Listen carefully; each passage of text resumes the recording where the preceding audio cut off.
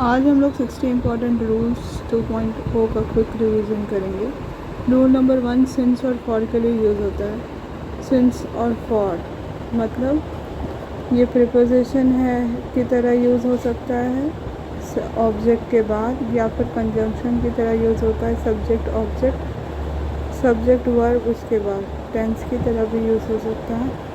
ठीक है, अब इस दोनों में सबसे बड़ा अंतर क्या है कि जब एक पक्का समय आपको पता हो, फिक्स टाइम इन हिस्ट्री, तो हम लोग सिंस का यूज़ करते हैं, और जब एक पक्का समय हमें नहीं पता होता है तो हम लोग फॉर का यूज़ करते हैं। ठीक है, अब जैसे कि एग्ज़ाम्पल सिंस लास्ट वीक, तो एक डेफिनेट टाइम पीरियड है, पर फॉर लास्ट 2 वीक्स सिंस के साथ प्लूरल नहीं होता है, सिंस के साथ हमेशा सिंगुलर यूज़ होगा। ये हमारा फर्स्ट रूल हो गया। और बाई जो होता है वो एक पॉइंट ऑफ टाइम के बाद यूज़ होता है।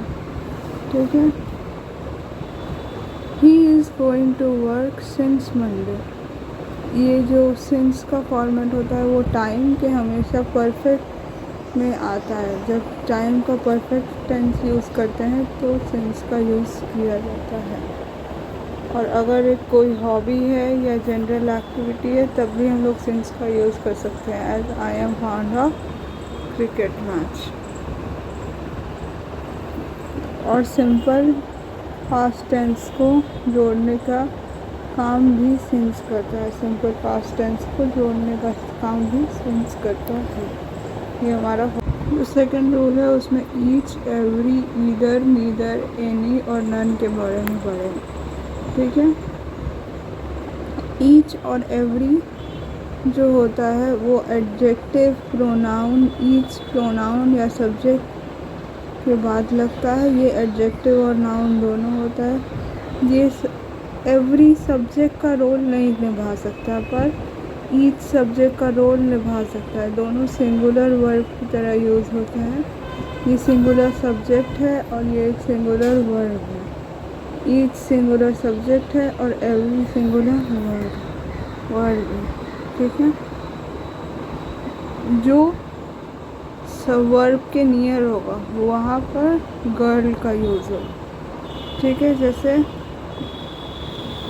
Each and every boy was, each and every boy and girl was, तो गर्ल है तो उसके लिए वॉज यूज़ होगा। Each and every girl was.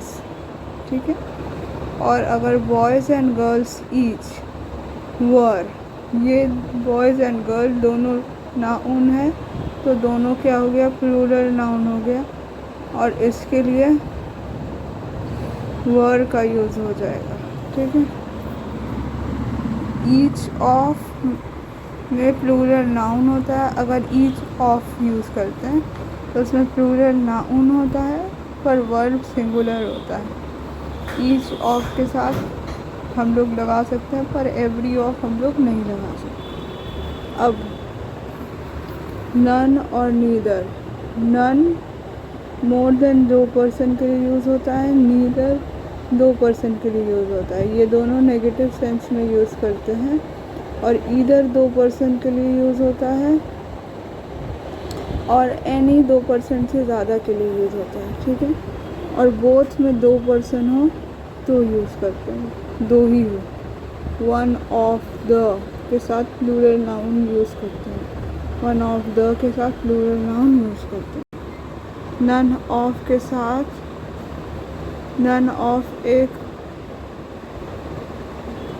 Noun plural use करते हैं, वर्ब सिंगुलर होगा, और चूज़ करेंगे हम लोग अपने अकॉर्डिंग, और वर्ब प्लूरल होगा तो नन ऑफ यूज़ करेंगे।